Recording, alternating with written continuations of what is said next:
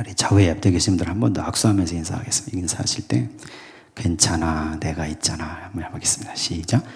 괜찮아 내가 있잖아. 괜찮습니다. 괜찮아요. 울지 마세요. 괜찮습니다. 내가 있어서 괜찮은 게 아니고 하나님이 계시고 성령께서 계시고 예수 그리스도께서 계시니 그러니 괜찮다는 겁니다. 내가 병들었어도 예수께서 계시고 잘 안 풀려도 예수께서 계시죠. 내 자녀 일들도 가정의 일들도 마음 상하는 것들도 다 괜찮습니다. 하나님이 계시니 그 앞에 기도하면서 모든 것을 주의 은혜로 잘 섭리 가운데 풀려가는 그런 성도들 되시기를 간절히 소망합니다. 하나님이 당신을 축복합니다 이렇게 말할 때 여러분 영어로 뭐 어떻게 하죠? God bless you 이렇게 얘기하죠. God bless you. 뭐 지나가는 개도 다 알아 이거는 그죠? 개는 모르나요? 지금 말을 못하지. God bless you 그러잖아요. God bless you. 예전에도 말씀드렸지만 그 God bless you 할 때 bless라는 말이 축복으로 해석이 되는데 이 bless라는 말은 bleed라는 단어와 관련 속에서 그 단어가 생깁니다. 그러니까 bleed는 피를 흘리다.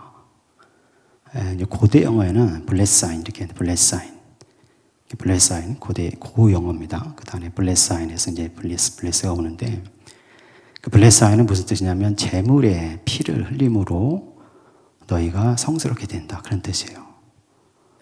그러니까 하나님이 당신을 축복합니다. God bless you 이렇게 얘기할 때는 다른 축복이 아니고 하나님의 아들 예수 그리스도께서 나를 위해 돌아가신 십자가의 재물의 피, 그 피를 나를 대신해서 흘려주심으로 내가 죄를 사함받고 구원받는 사람이 되는 복, 그 복을 얘기하는 겁니다. 저와 여러분이 그 복을 다 받으시기를 간절히 소망합니다. 여러분 유럽에 여행 가보신 분들은 또 아시겠지만 그리고 영국에 제가 있을 때도 길거리를 지나가다가 누가 재채기를 하잖아요. 에치 이렇게. 그러면 일면식도 없던 사람들이 다 뭐라고 하냐면 God bless you, God bless you 이러면서 지나가요.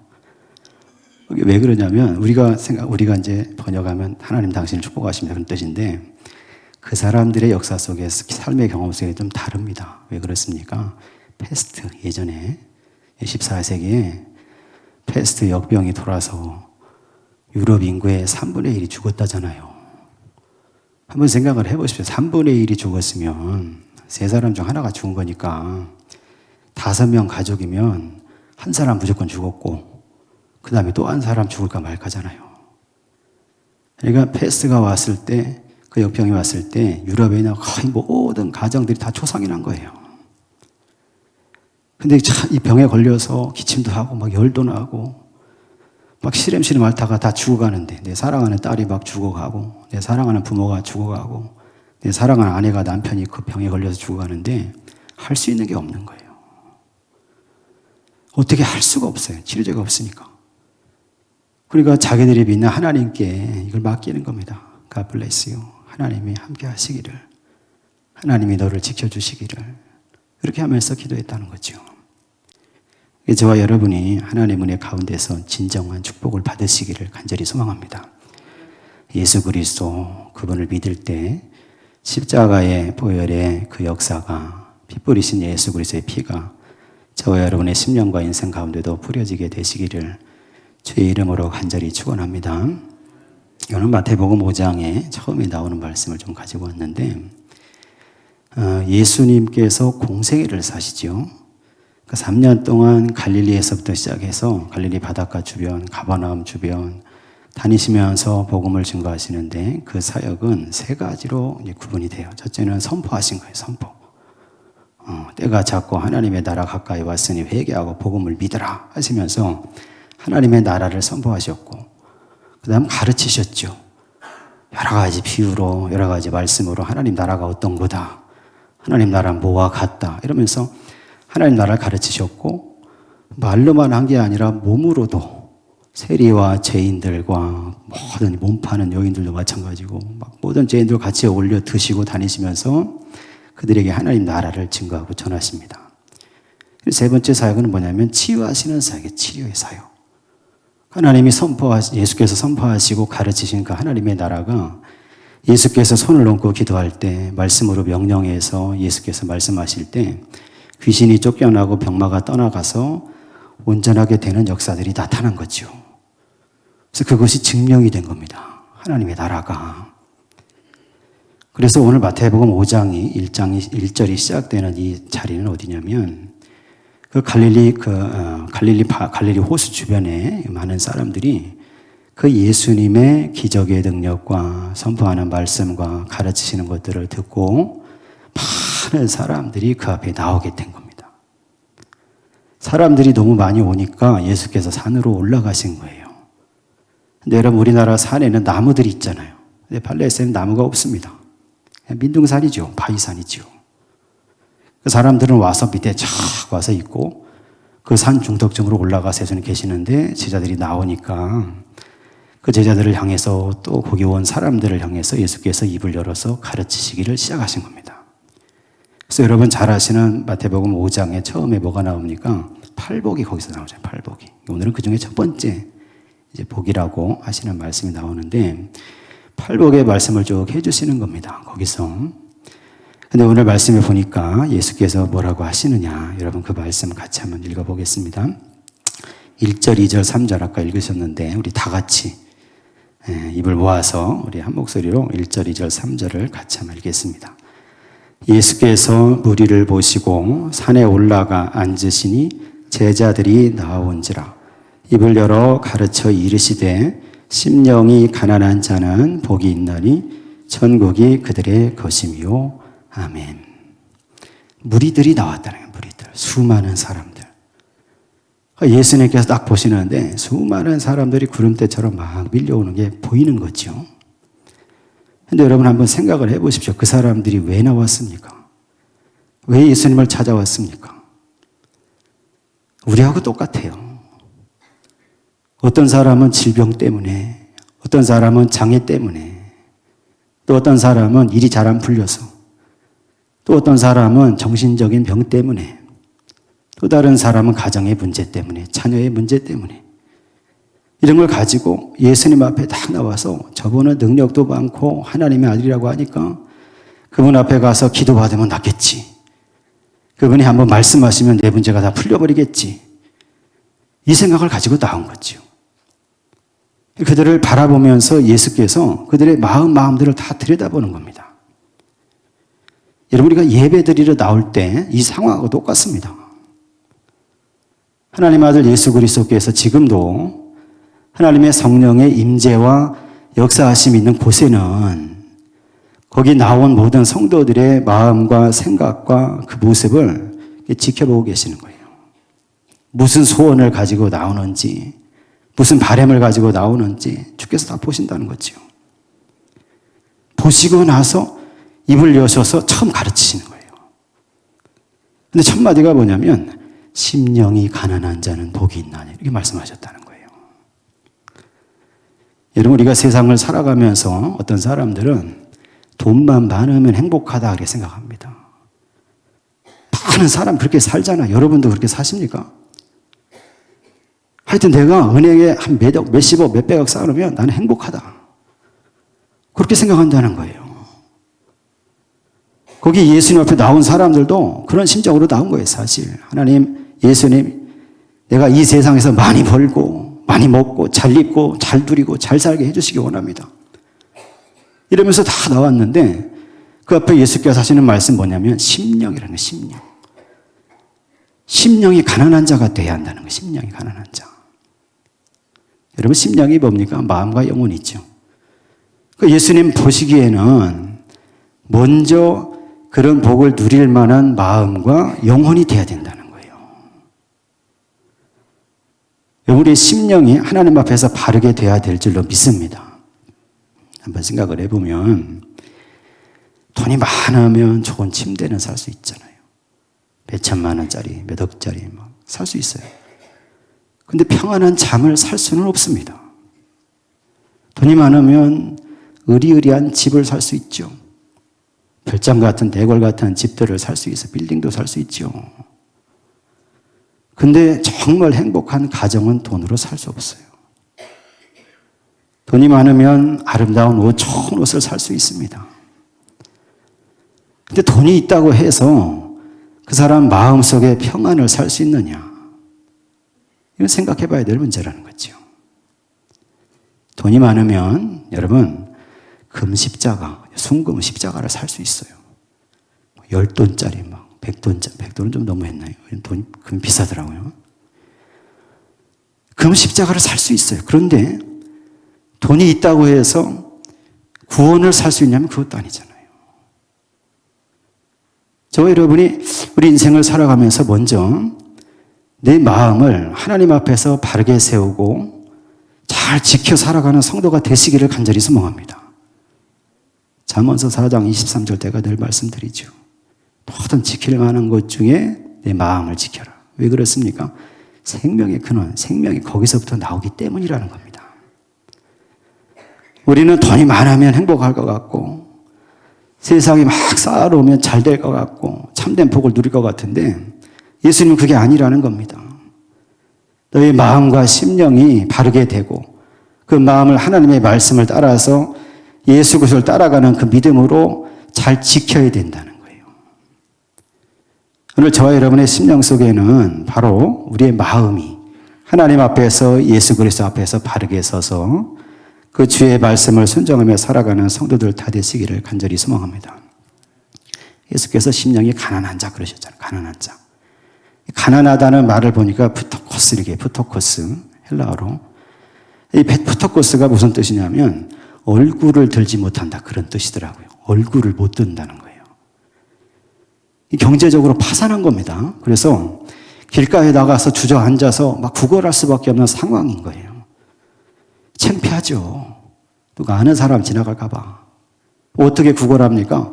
얼굴을 막 쳐갖고 다 뒤집어 쓰고 손만 벌리면서 그렇게 구걸하는 거예요. 그 상태가 푸토코스입니다. 우리의 심령이 그런 상태가 되어야 한다는 거예요, 예수님은. 그 심령이 가난한 자가 복이 딱 선포하시면서 저와 여러분의 마음 자리가 마치 영적으로 파산해서 얼굴을 들 수 없을 만한 사람인 것처럼 하나님 앞에서 겸손하게 낮추어져서 하나님의 도움이 없으면 내가 살 수 없습니다. 주께서 함께 하지 않으시면 나는 단 하루도 내 생명을 이어갈 수 없습니다. 그런 마음의 자리가 복이 있다는 거예요. 여러분 한번 생각해 보면 심령이 가난할 때가 언제입니까? 죽음을 직면할 때잖아요. 죽음을 직면할 때. 내가 어찌할 수 없는 불가항력적인 여러 가지 사건과 또 재난과 여러 가지 질병과 그런 것들 앞에 내가 서 있을 때, 곧 나에게 죽음이 다가오고 있음을 내가 직면할 때, 그때 내 심령이 가난해질 수밖에 없죠. 오늘 저와 여러분의 찬송불로 305장, 그렇죠? 나 같은 죄인 살시 찬양을 불렀죠. 근데 그 찬송가를 작시한 존 뉴턴이라는 사람이 바로 그 심령의 가난함을 경험하고 이 찬송을 진 거예요. 이 존 뉴턴이라는 사람은 원래 자기 어머니가 독실한 크리스천입니다. 그래서 어렸을 때부터 기도로 잘 키워서 이 존 뉴턴을 성직자로 기르려고 했대요. 그런데 뉴턴이 6살 될 때 어머니가 돌아가신 폐병으로. 그 뒤에 인생은 아버지 손에 계모의 손에 의해서 길러지게 되는데 아버지는 무슨 일을 했냐면 그 당시에 노예무역에 종사했습니다. 노예무역 아시죠? 아프리카에서 흑인들을 납치하는 거예요. 잡아서 1700년 되니까 잡아서 그들을 배로 데려다가 유럽에 데려와서 팔아먹는 거예요. 아버지가 그런 일을 하는데 자기도 어렸을 때부터 그 배를 타고 다녔대, 같이.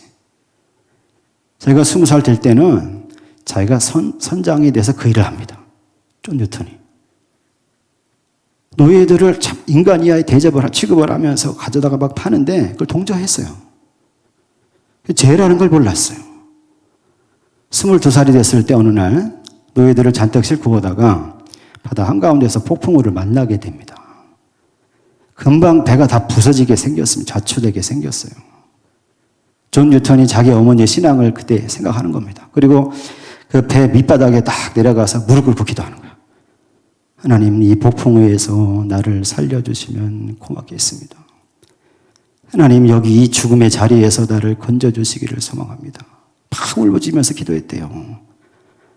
참 하나님의 은혜로 그 폭풍우가 다 넘어갔어요. 그래서 뉴턴이 6년 뒤에 그 사람이 그 모든 일을 다 접어버립니다. 그리고 나서 성공의 사제가 돼요. 그리고 나서 이 찬송시를 작시한 겁니다. 그때를 생각하면서 나 같은 죄인을 살려주신 하나님의 은혜가 얼마나 기증하냐. 하나님의 은혜로 내가 살게 됐다 그러면서 이 찬송가 305장 나 같은 죄인 살리신을 뉴턴이 작시했다는 거잖아요. 저와 여러분이 불가항력적인 어떤 어려움을 당해서 그래서 내 죽음을 직면하게 될 때, 소망이 없는 것을 깨닫게 될 때, 그때 우리의 심령이 가난해지는 것을 알 수 있어요. 그럼 또 하나, 우리가 심령이 언제 가난해집니까? 세상의 모든 것들이 참된 만족을 주지 못한다고 깨달을 때입니다. 돈이 많은 사람들, 부유하게 잘 사는 사람도 세상에 누리는 모든 것이 참된 만족을 자기에게 주지 못한다고 느낄 때 심령이 가난해져요. 솔로몬 왕이 그랬잖아요. 여러분 잠언서 다 전도서 다 읽어보셨죠? 헛되고 헛되며 헛되고 헛되니 모든 것이 헛되도다. 솔로몬 왕이 쓴 글이에요. 쓴 성경입니다. 솔로몬 왕이 누굽니까? 다윗의 아들로 이스라엘 3대 왕이 됐고, 이 사람은 그 당시에 모든 지식과 지혜를 통달한 사람이었고, 태평성대를 누리면서 모든 부귀와 영화를 누린 사람이죠. 보니까 그 사람은 자기 왕비만 700명, 후궁이 300명, 도합 1000명. 왜 그랬냐면 정략 결혼하느라고, 주변 국가들과. 그 세상의 모든 누릴 것들은 다 누린 사람이 솔로몬입니다. 인생의 말년에 자기 인생을 돌아보면서 전도서를 쓰는데, 그 전도서는 누구에 씁니까? 젊은 사람들, 인생을 창창하게 살아가는 사람들에게 쓴 겁니다. 뭐라고 얘기하면 다 헛되다는 거예요. 세상의 일들이. 내가 다 경험해보고 내가 다 배워봤고 내가 다 누려봤는데 세상에 누리는 것들 다 헛되더라는 거예요. 전부 다. 그래서 중간에 너희는 여호와 하나님만을 경외하라고 얘기합니다. 왜 그러냐면 그 하나님께서 세상 만사를 주관하시는 걸 내가 깨달았다는 거예요. 그래서 저와 여러분이 심령이 가난해질 때가 언제입니까? 세상의 것들이 나에게 진정한 만족을 주지 못한다. 이걸 깨달을 때 심령이 가난해지죠.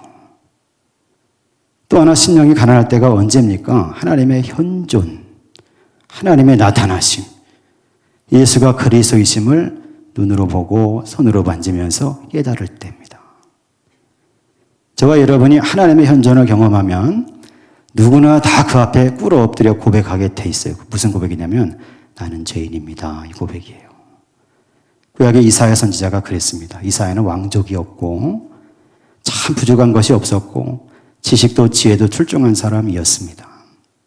우시야 왕 성군 때 참 그 이스라엘에서 평안을 누리다가 사야 왕이 그 손자가 왕이 됐을 때 그 악한 왕이 돼서 이스라엘을 어렵게 하니 이스라엘의 장래를 생각하면서 이 이사야가 성전에 들어가서 하나님께 막 기도할 때 그때 하나님이 나타난 거예요. 이사야에게. 나타났을 때 이사야가 뭐라고 고백한 줄 아시죠? 화로다. 그래, 화로다. 나여 망하게 되었도다. 나는 입술이 부정한 사람인데 입술이 부정한 백성 중에 살면서 만군의 왕이신 여호와를 내가 배웠도다. 망하게 됐다는 거예요.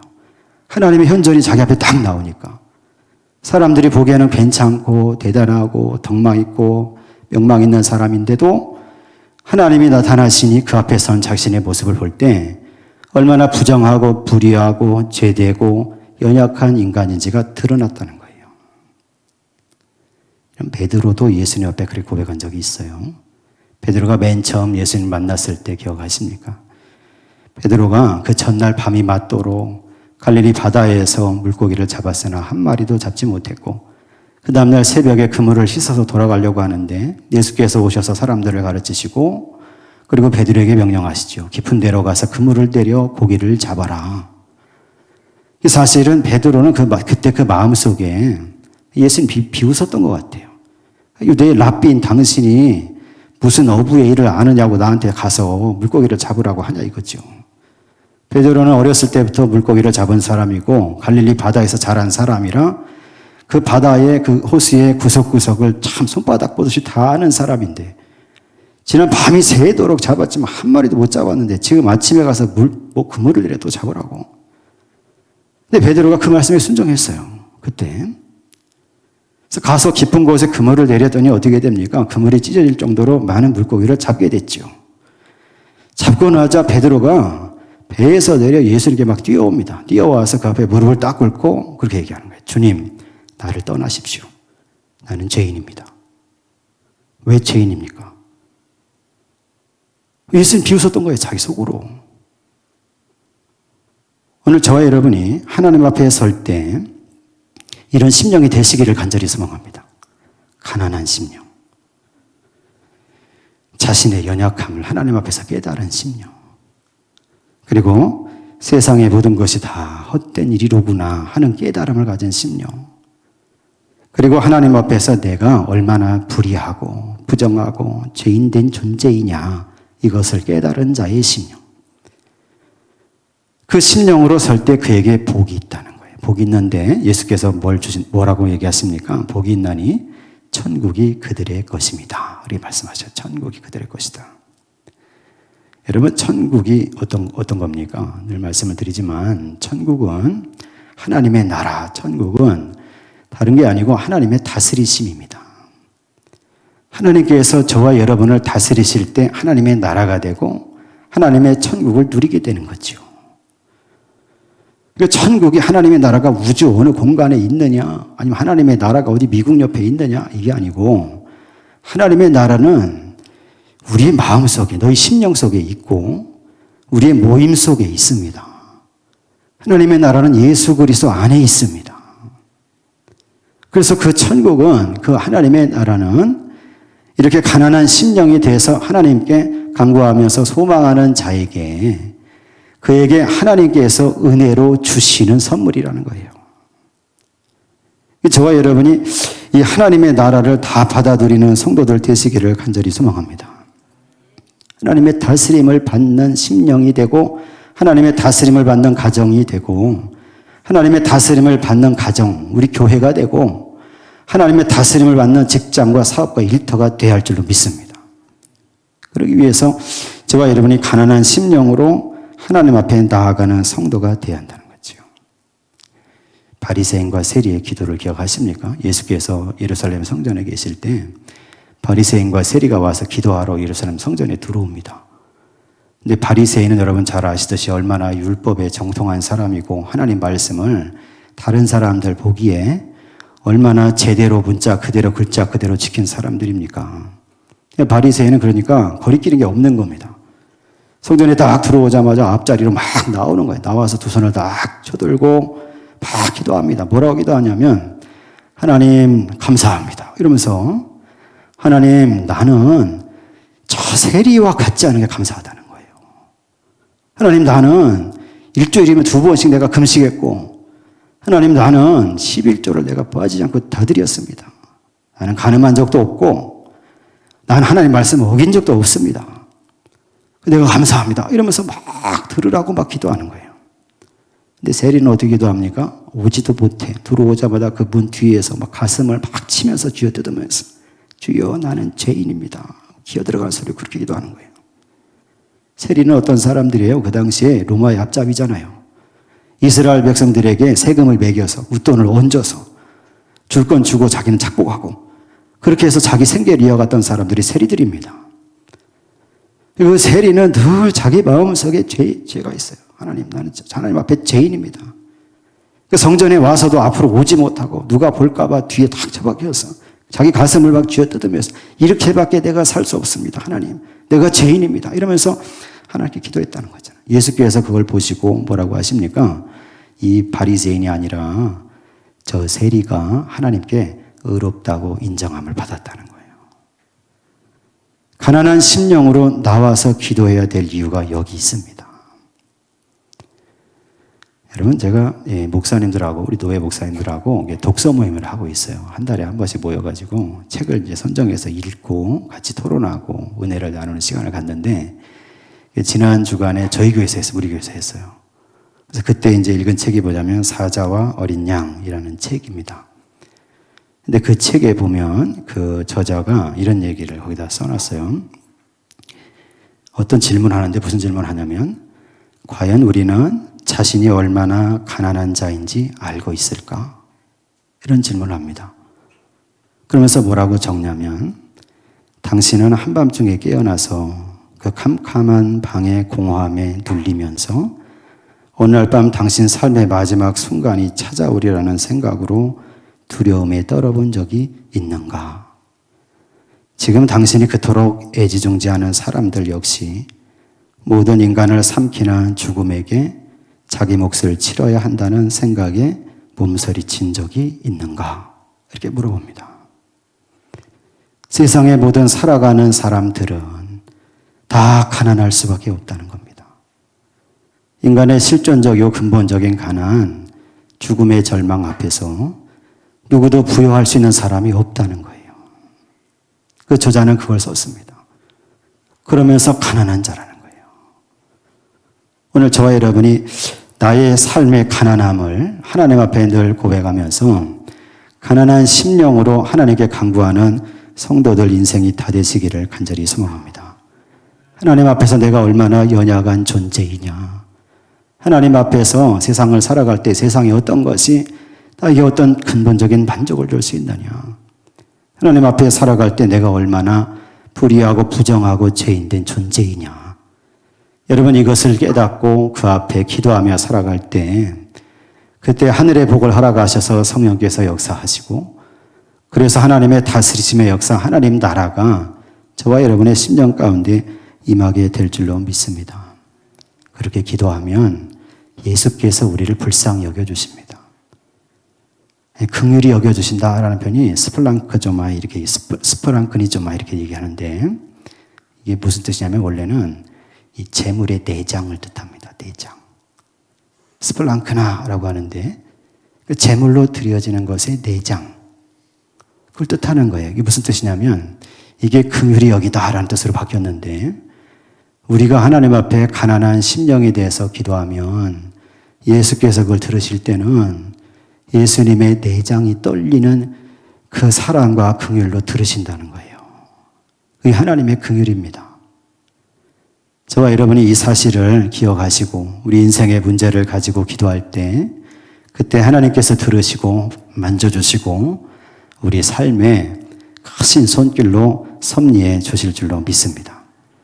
오늘도 기도할 때 그 은혜가 충만한 날이 다 되시기를 예수 그리스도의 이름으로 간절히 축원합니다.